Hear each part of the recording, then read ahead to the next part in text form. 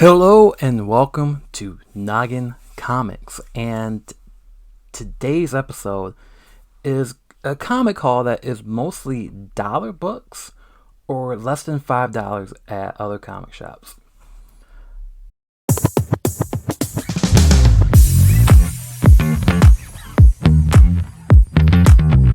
So, Mind's Eye Comics reopened in Burnsville Center last April.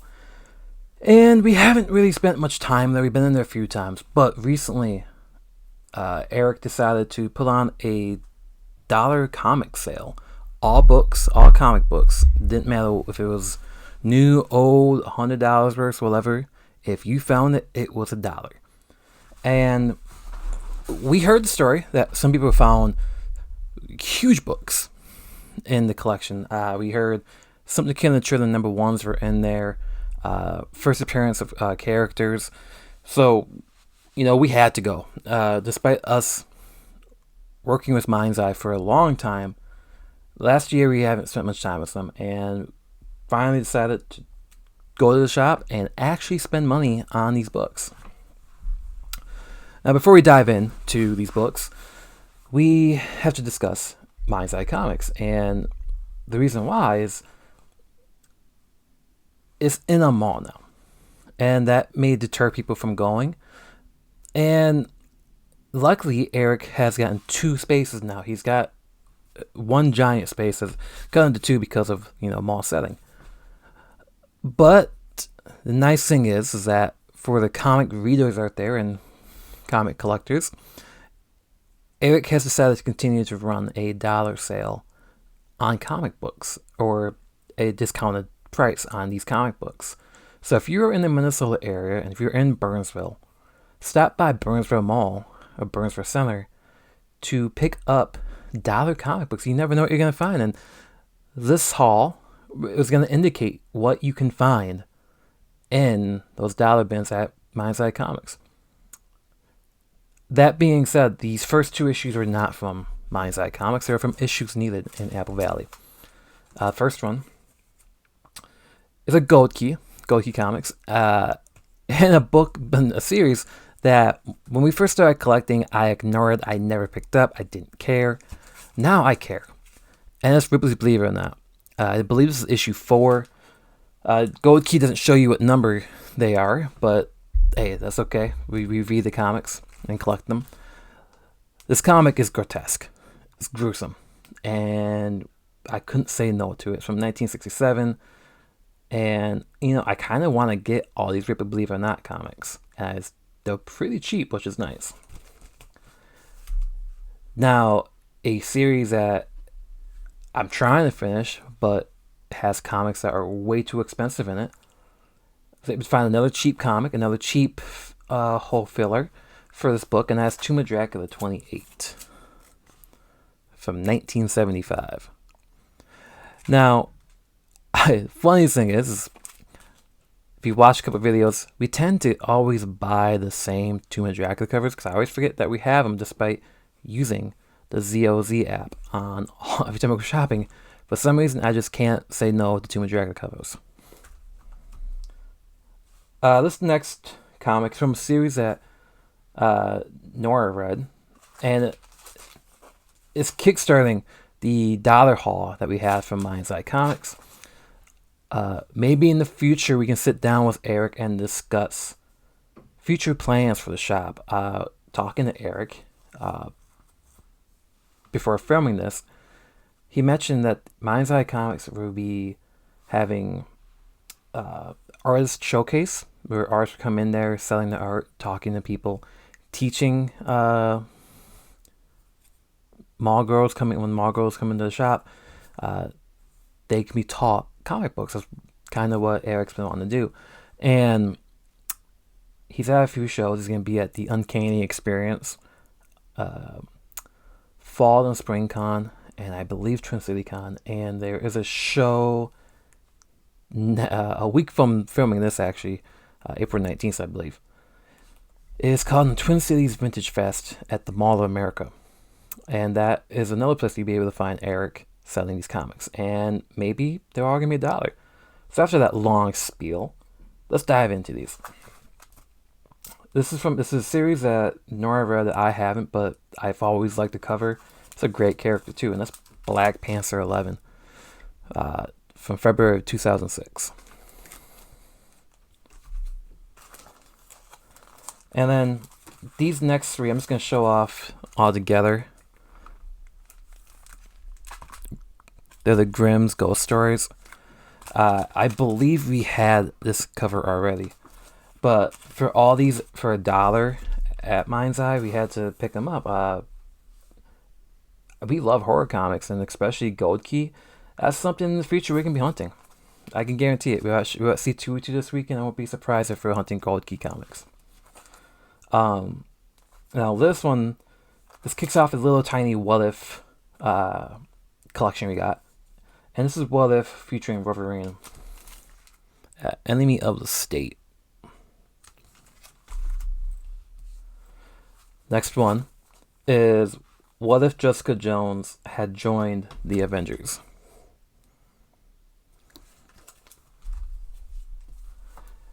And for those are currently watching Daredevil, this is a book that you might want to find too. What If Karen Page had lived? And it's by Brian Michael Bendis and Michael Lark, who did the Daredevil series, and bet you this artwork's pretty good. I haven't read it yet, but maybe that's something that we're talking about after Daredevil's over. This next one is What If Infinity X-Men #1.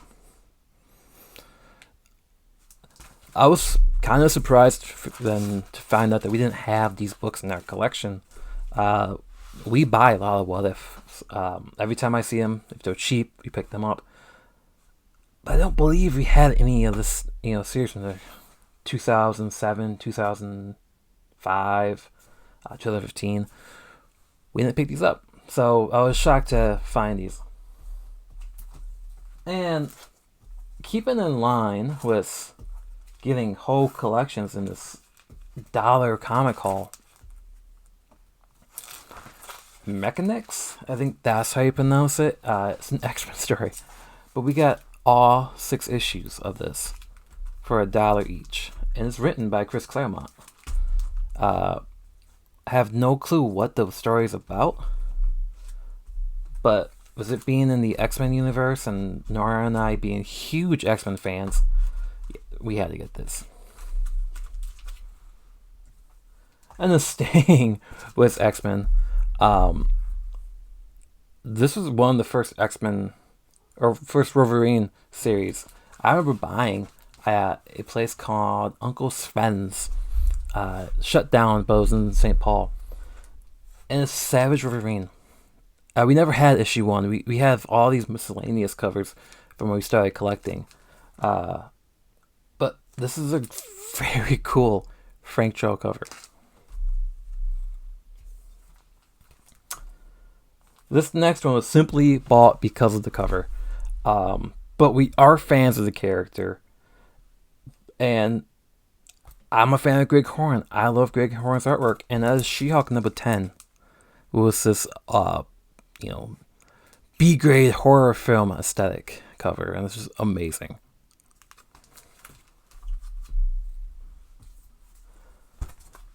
The next book we have here is from 2015 is covered by Jeff Shaw, and it's written by Donny Cates. And it's The Paybacks. And that's basically the Batmobile. But no, I've read this book before. I really enjoyed it. We have the trade over there. And this early Donny Cates, it also reminds me of what we're missing out by not having Donny being active right now in comic books.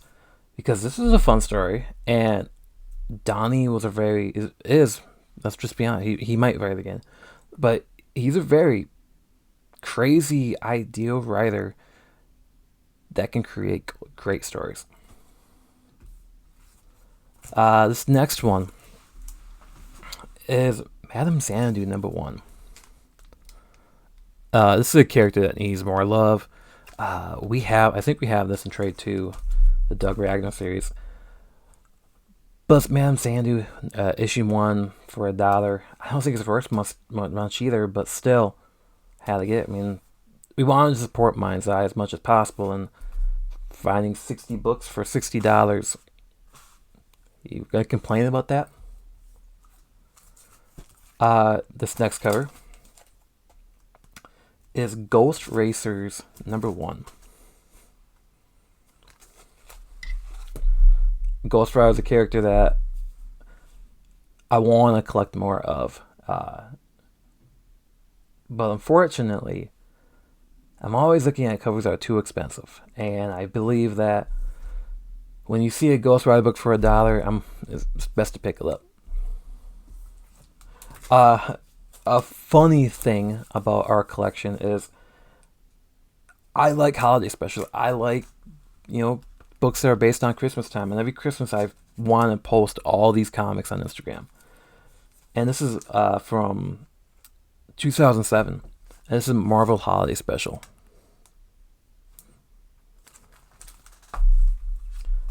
And keeping with a special from Marvel, this is another one. And this is Marvel Now .1 from 2012.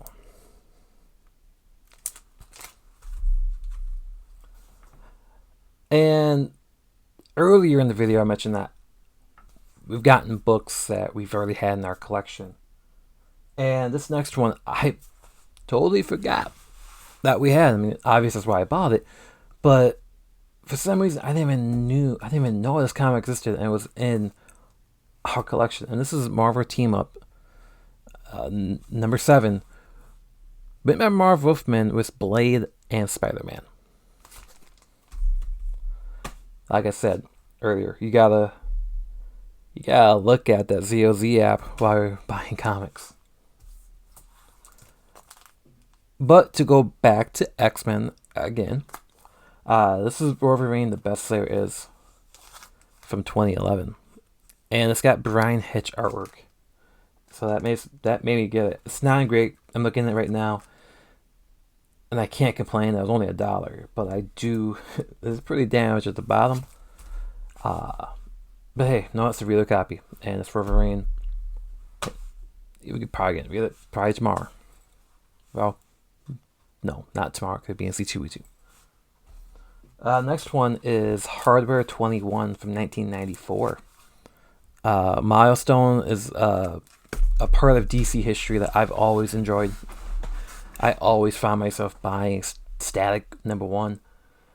So, Milestone, $1. Ecro's picking it up. I don't know why we got this book. I think it's because I'm trying to become more of an Incredible Hulk fan. This is the Incredible Hulk annual. I don't know why I picked it up. It's not a great cover. Maybe I was just grabbing these books, and that's one that kind of slipped in. This is kind of cool though. Marvel did this series of Flashback, and this is X-Force Flashback and Thunderbird. It's been one of those characters that I used to, but when I was doing Indigenous Studies, we talked about all the time.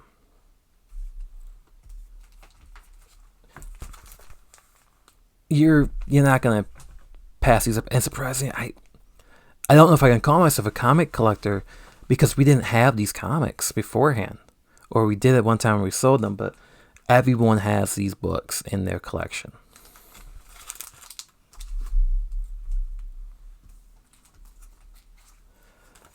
These next two we picked up previously to me watching the movie. If you follow our blog, I just wrote an article on the Man-Thing. Marvel released a film about the character Man-Thing. And just read the article as I saw the movie. But we found these 1 and 2. But then also, while scanning it in, we realized we actually had the trade of this series. And it's got Kyle Holtz on the art, which could be a saving grace, but if it's anything like that movie, it's gonna be forgettable.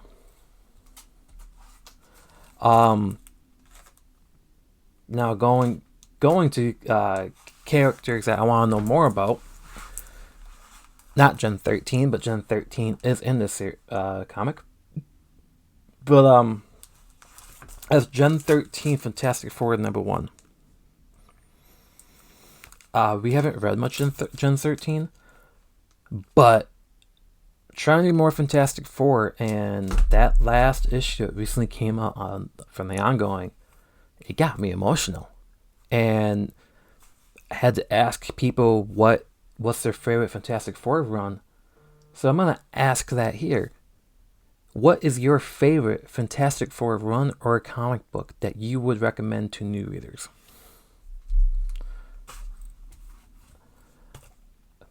Now, going beyond Fantastic Four, we're talking about a book that came out in 1975, Monster Hunters #3. Now, the funniest thing about this book is I remember Eric having this in his shop in a different location not that long ago, and I thought about buying it and never did. And I don't think he had more than like $5 on it to begin with, so it was an odd thing of just sit there and not being purchased, and now here it is for $1, Charlton, and it's horror, so it was great.